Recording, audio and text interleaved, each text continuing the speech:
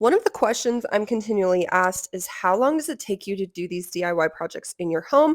So I thought as I am starting this budget-friendly kitchen DIY makeover that I would do a week by week series to show you just how much I realistically accomplish in a week while working a full-time job and working on these things after work or on the weekends. Now, I'm fully aware that there is nothing wrong with my kitchen. It is a perfectly good kitchen. But my house is almost 10 years old at this point in time. I loved it when I first moved in, but the white on white on white is just starting to feel really sterile, and I would like to warm it up a little bit. I decided to start with the top cabinets instead of doing it all at the exact same time, and I'm glad I did. Otherwise, I would have cabinets everywhere. So the first thing was to remove all the hardware and remove them from the hinges. I would recommend that you take a bag and label each one of them so that you know exactly which hinges go where. And then you've got to do a really good degreaser or crud cutter. I normally never use chemicals with my cleaning supplies, but this was one of those exceptions, and so I did it outside. It was actually disgusting how dirty my cabinets were. But anyways, once they were clean, then I went through with a wet rag and wiped them all down, allowed them to dry in the sun before going through with my sander and giving it a really good sand. I actually probably sanded them too much, and so when I do the bottom half, I'm not going to go near as aggressive because I kind of dinged up a couple of the edges. I was using I believe it was 150 grit sandpaper. I can't remember. It was just what I had left over. But realistically, you just need to scuff it up so that the primer and the paint have something to grip onto. And as always, remember to wear your mask because there is just a lot of gunk that comes out and you don't want to be breathing any of that into your lungs. Fortunately, I had just ordered a huge stand-up mirror for this basement, which is a gym project that I'm still currently working on. But I was able to use the box that they came in kind of as my painting surface for this project, which was just perfect. But otherwise, you could get other cardboard or you could lay down an old sheet, anything that would work. And so I went through with a primer. Let me find what primer it is. Okay, the primer is BIN or B-IN Ultimate Primer, and it was recommended to me on another video by someone who does professional painting.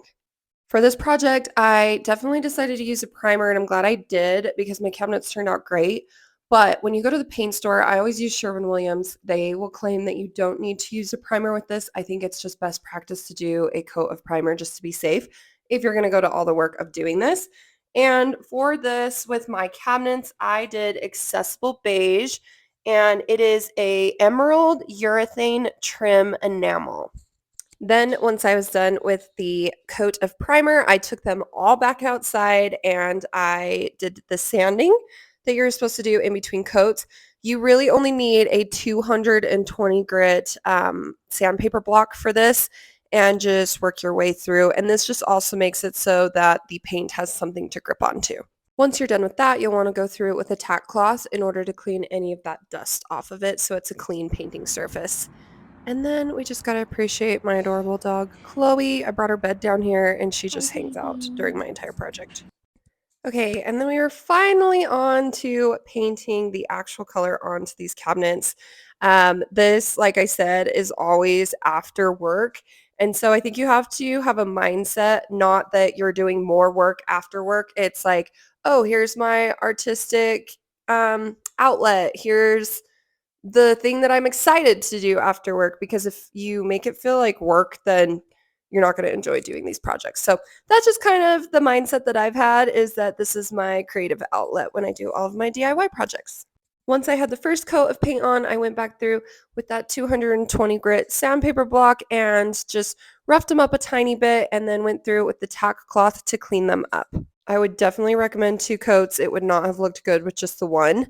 For the painting, I got just a small roller brush when I was at Sherwin-Williams, and then I used one of those little tiny black art brushes in order to get into the nooks and crannies that I was not able to get into with the roller. And I will say that I did the back sides of the cabinets first and did the outside edges with the small black brush thing, and then I went through with the front with the roller so that if there was any drippage or anything, it's going to drip to the back of the cabinets versus forward.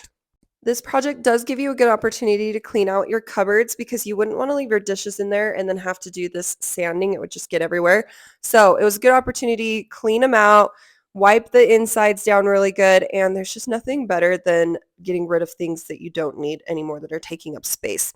I would definitely recommend putting down some sort of plastic covering so it doesn't get all on your stove. It wasn't quite as messy as I thought it was going to be, but you still just don't want that dust going everywhere. And if you can, have your windows and doors open while you do anything like this. Once the sanding's done, then you are going to want to go through and wipe it all down with a rag. And before you even sand, I would recommend cleaning it with that crud cutter because, like I said, it's crazy how dirty your cabinets get. I used my electric sanders for as much of it as I could. I don't have like a really small one that can get in the nooks and crannies though. So I just used a sanding block, but I'm pretty sure it was 100 grit so that I could try to get in there. But then once I cleaned it out, then it was time to prime all of the cabinets. I'm not gonna lie, this was the part where I was like, I just want to paint and see how they're gonna turn out. But gotta be patient.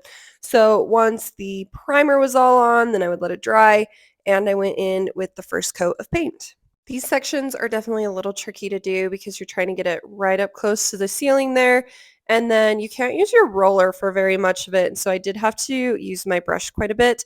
And that's when I was like, I kind of wish I would have had a nice paintbrush in order to do this versus just the black art brush, but it worked. Then luckily my boyfriend helped me with a part of the project that I wasn't super excited about, which was reinstalling the cabinet doors. So while I restocked the cabinets, he added the doors back on and I replaced the hardware. I got my replacement hardware from Amazon. You just have to measure the inside to see whether it's 3 inch, 4 inch, etc. And this was just a nice brushed brass set. You can find really expensive ones online, but if you're trying to do this with a budget, I think Amazon has a really good selection. Okay, so I know what you're thinking is that it doesn't look that different, so why even bother? But I didn't want to drastically change this kitchen. I just wanted to warm it up a little bit, and it does look quite a bit different when you see it up close. But one thing that I'm going to work on once I get the bottom ones done is doing a project around my island by adding some accent board and then doing it either black or espresso brown to really like make that the focal point of the kitchen while still leaving the cabinets that lighter color with the brushed brass hardware. So follow along for week 2.